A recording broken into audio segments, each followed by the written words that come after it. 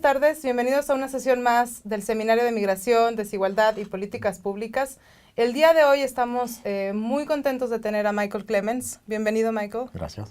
Él es Fellow del Center for Global Development, un think tank en Washington, D.C., un economista muy reconocido que tiene una larga experiencia en cuestiones de migración, desigualdad, desarrollo, pero que además el día de hoy estuvo en la UNAM en un evento en qué hacer con la crisis migratoria, nuevas perspectivas, nuevas visiones, y nos habló del reporte liderado por Ernesto Zedillo y Carlos Gutiérrez, en el que participó un grupo de expertos binacional de ambos países, una frontera compartida, un futuro compartido, ¿sería? Eso. Shared border, shared future. Y quizás yo resaltaría con lo que empezaste el día de hoy en la plática, en tu conferencia. Hablaste de un encuentro entre Nixon y Echeverría en 1972, donde se discutieron muchos asuntos de migración, donde se concluye que es necesario un acuerdo bilateral, pues, pero...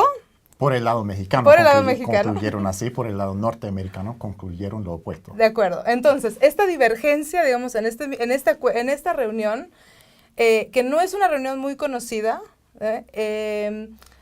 pareciera que marca un poco el tono de las discusiones desde 1972. Si tú dices, bueno, en toda mi vida he estado marcada por esta discusión de se necesita un acuerdo bilateral y no es políticamente viable.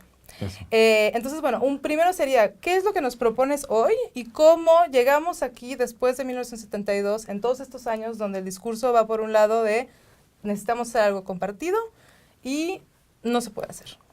Sí, gracias. Yo nací en 1972 y lo interesante para mí es ver cómo lo poco que se han cambiado las discusiones desde esa época hasta la fecha. En 1972 se había disparado la migración transfronteriza irregular desde el fin del último convenio laboral bilateral entre Estados Unidos y México, el fin del programa Bracero en 1965.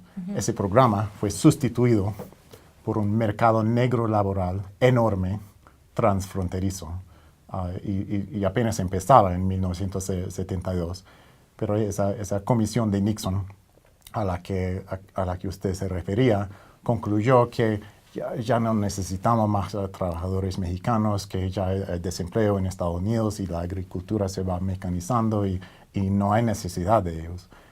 Y había una otra comisión simultánea formada por presidente Echeverría, que estudió el mismo asunto y concluyó exactamente lo opuesto, que sin un acuerdo bilateral renovado se iba a formar un vasto y dañino mercado negro laboral a través de la frontera. Y aquí no hay ambigüedad alguna. De lo que ocurrió. De lo que ocurrió. La comisión de Nixon estaba equivocadísima. La economía norteamericana sí necesitaba todo ese trabajo. Hubo un aporte enorme al desarrollo económico de Estados Unidos y en otros sentidos.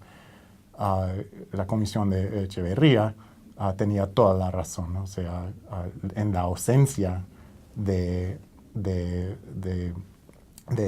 un marco regulatorio bilateral viable, se formó un vasto mercado negro que ha tenido pues graves consecuencias, incluyendo consecuencias políticas que vemos en estos días. Algo más que mencionaste el día de hoy es que en 1986, ¿no? Se pensaba que llegaba la solución, se legalizaba, había una opción de regularización de muchos que habían llegado hace poco y que entonces eso de nuevo iba a terminar con la migración indocumentada. Y lo que tú nos dices, pues, es una solución que duró 3 años, ¿no? En 1986 con IRCA. Entonces, nada más quizás, antes de llegar a qué es lo que ustedes proponen, quizás, digamos, ¿qué pasó? ¿Por qué en 1972 empieza esta divergencia en los discursos? ¿Por qué en 1986 no es suficiente la solución que se plantea? Y entonces, ¿qué plantean hoy para tratar de mejorar la situación de movilidad laboral? Sí, para mí es impactante cómo la gente de generación en generación en Estados Unidos miran al fenómeno migratorio mexicano como algo del momento, un problema de hoy que se debe solucionar, y una vez solucionada se acabó.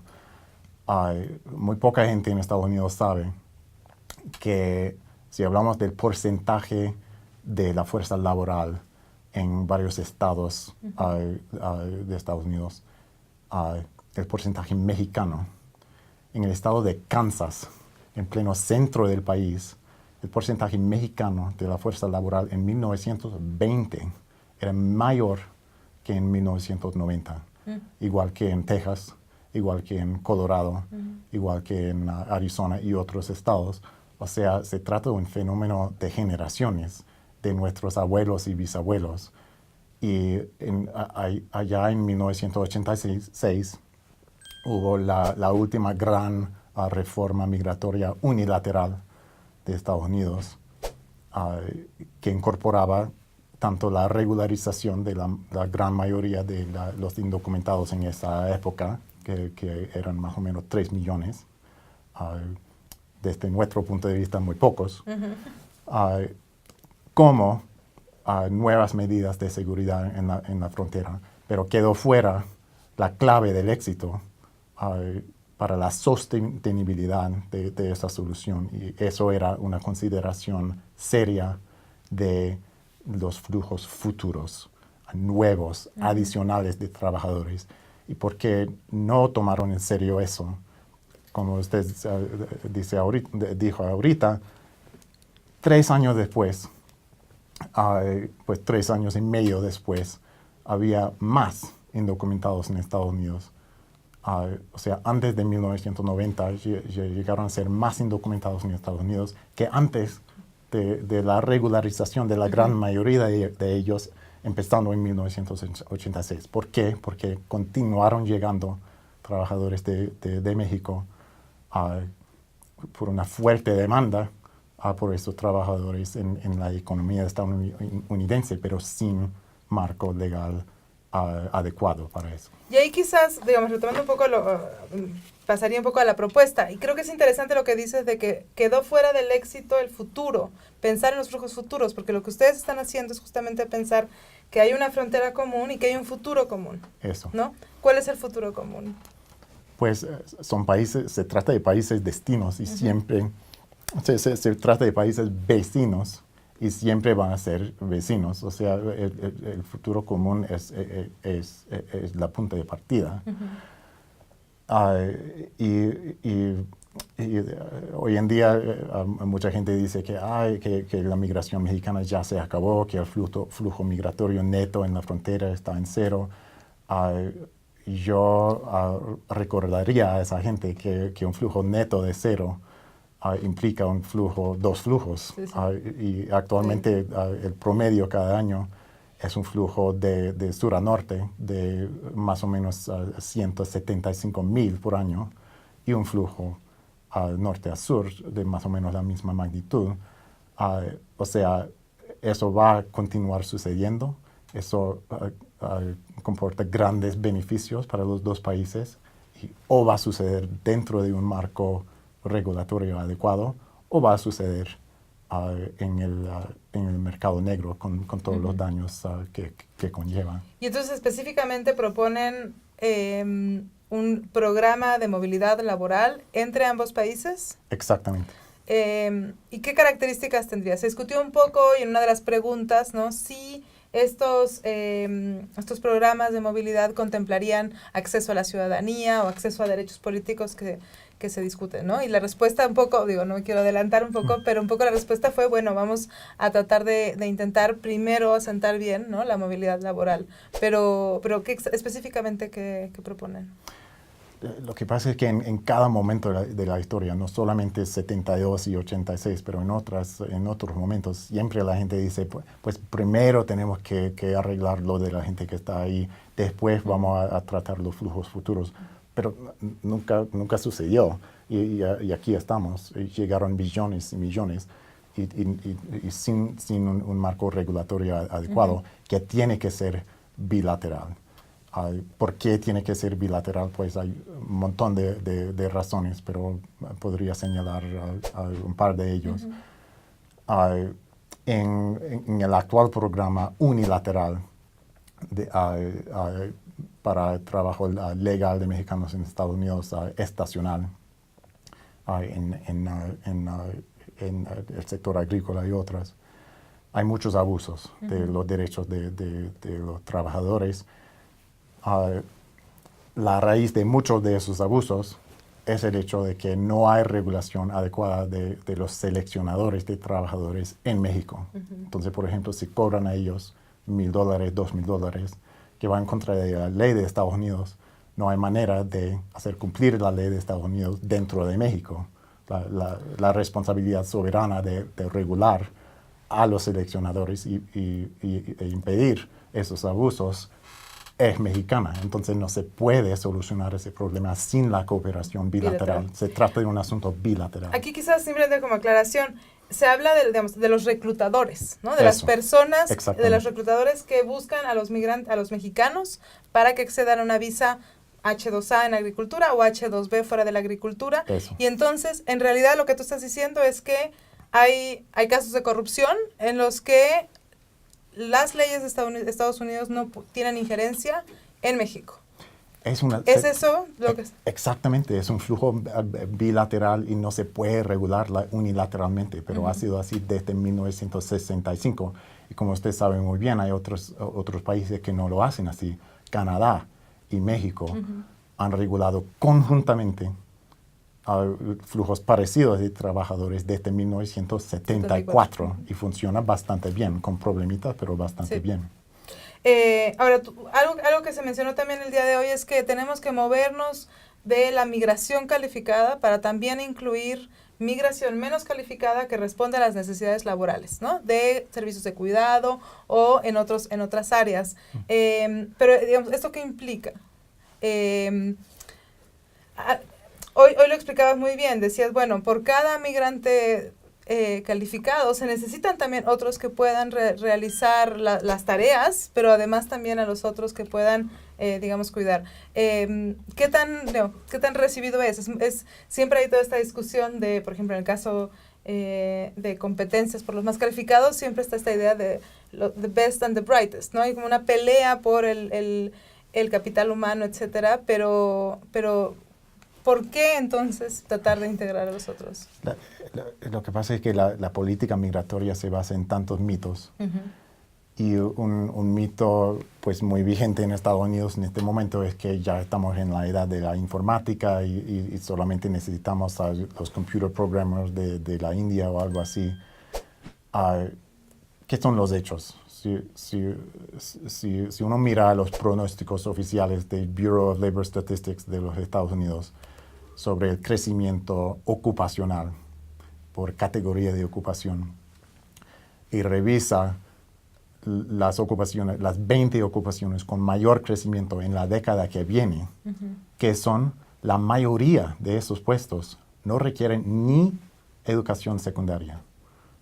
¿Por qué? Porque cada especialista de informática depende cada día de especialistas en otros sentidos, de construcción, de seguridad, de limpieza, de cuidado de niños, de agricultores y de muchas otras cosas más. Yo dependo de todo lo sucedido todos los días.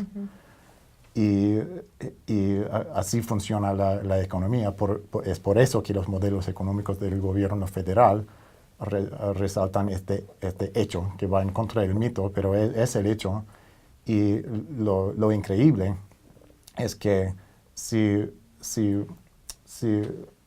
usted agrega todo ese número de puestos de trabajo que no requieren puestos adicionales de trabajo, ese crecimiento en el número de puestos que no requieren ni la educación secundaria, es mayor que el crecimiento de la fuerza laboral estadounidense nativo total. Okay. O sea, si cada joven estadounidense nativo hiciera solamente esos trabajos que ni requieren la educación secundaria, no habría suficientes nativos para hacer solamente esos trabajos. Ni hablemos de la informática y los business consultants y todo lo demás. Es decir, esos trabajos lo van a llenar inmigrantes, extranjeros, como siempre ha sido durante toda la historia de Estados Unidos. La cuestión no es si eso va a suceder o no, si vamos a construir un muro o no, impedir eso o no. La cuestión es bajo qué condiciones eso va a suceder. Y la regulación bilateral conjunta de este asunto, por naturaleza bilateral, es por mucho la mejor manera de hacerlo. Sí, sí. No, definitivamente, digamos, tener una población en un limbo legal, en un limbo de derechos, no beneficia a muchos.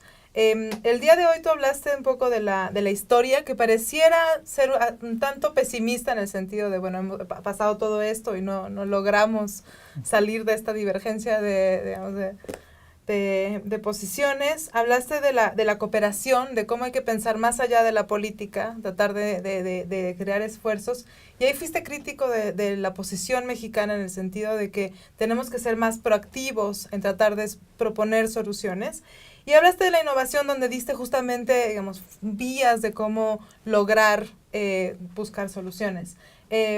Quizás terminaría un poco preguntándote que hables un poco más de quiénes participaron en este gran esfuerzo binacional, y específicamente para México, ¿qué recomendaciones nos harías para tratar de ser un poco más, digamos, alzar la voz y tener un poco más de presencia en la posición que busca México, pensando en que en unos años no queremos estar igual que lo que ocurrió con Nixon y Echeverría, y que no digamos desde el 72 o desde el 2017, porque en México es cierto que muchas veces somos un poco pesimistas con el dos tiempos. Con razón. Con lo que está ocurriendo en Estados Unidos y la capacidad política. Entonces, bueno, ¿quién participó en esta propuesta y qué nos propones a México? Claro, lo que pasa es que México tiene tantos investigadores, políticos, con tanta experiencia, tanta sabiduría en este asunto, y tengo el orgullo de haber trabajado con ellos en este grupo. Como mencionó antes, los copresidentes son el presidente Ernesto Zedillo y el anterior secretario de Comercio republicano de Estados Unidos, Carlos Gutiérrez. El resto es un grupo binacional, tanto como los copresidentes. Por el lado mexicano tenemos a Gerardo Esquivel, a Arturo Saruján, a Alejandro Poiré, Gustavo Moar, a Luis Ernesto Derbez. Por el lado americano tenemos, por ejemplo, Doris Meissner, que era exdirectora del Servicio de Inmigración y Naturalización; Eliseo Medina, gran líder sindicalista, que además es hijo de un bracero. Gente de muchos puntos de vista que recorre todo el abanico político en Estados Unidos, varios republicanos y demócratas, y con un conocimiento profundo de este asunto. Y ¿qué recomiendo para México? Es el liderazgo en este asunto. O sea, definitivamente no va a haber liderazgo en el corto plazo en materia de recomendaciones concretas y de beneficio mutuo en materia de movilidad laboral entre Estados Unidos y México, mucho menos bilaterales. Nadie va a hacerlo, nadie va a proponer algo más constructivo si México no lo hace. Y tiene una gran tradición de hacer eso. Se empezó esta charla señalando que en 1972 y hasta antes eran los mexicanos proponiendo con razón mejores soluciones. Y necesitamos mucho más de esto en la época. Bueno, esperemos que propuestas como estas tengan un futuro compartido, y ya que tenemos una frontera compartida. Muchas gracias, Michael, por acompañarnos. Gracias al el evento que fue organizado por la UNAM, el CIDE, el Colegio de México, bajo el financiamiento de la Fundación Vidanta, que nos hizo el favor de apoyarnos con toda la organización. Y bueno, muchas gracias por estar aquí. Y veremos qué pasa con la propuesta en unos tiempos que sean, esperemos, mejores. Y gracias por acompañarnos al Seminario de Migración, Desigualdad y Políticas Públicas.